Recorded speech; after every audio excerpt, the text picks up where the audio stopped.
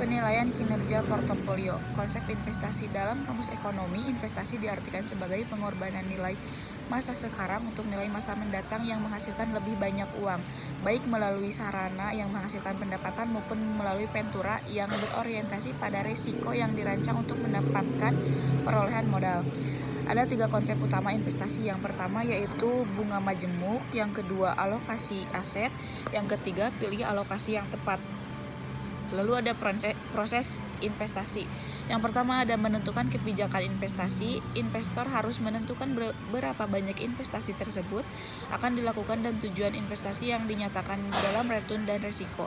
Keuntungan berhubungan positif dengan resiko, yaitu ketika investor menginginkan keuntungan yang besar, maka investor siap menanggung resiko yang besar pula.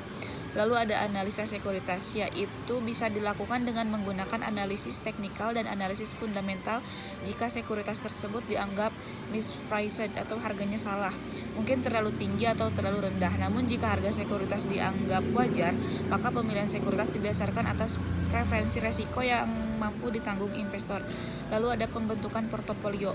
Portofolio adalah kombinasi atas sekuritas yang dimiliki oleh investor. Tujuan dibentuknya portofolio untuk memperkecil resiko yang ditanggung melalui diversifikasi, yaitu menyebar resiko ke beberapa sekuritas yang dipilih.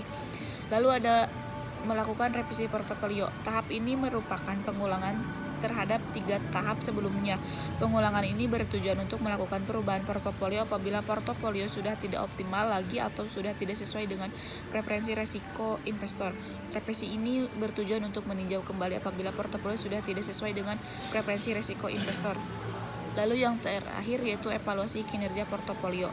Penilaian terhadap kinerja portofolio diperlukan untuk mengetahui aspek tingkat return yang diperoleh dan resiko yang ditanggung.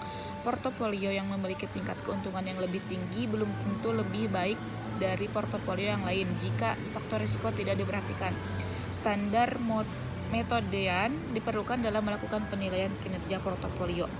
Sekian dan terima kasih. Wassalamualaikum warahmatullahi wabarakatuh.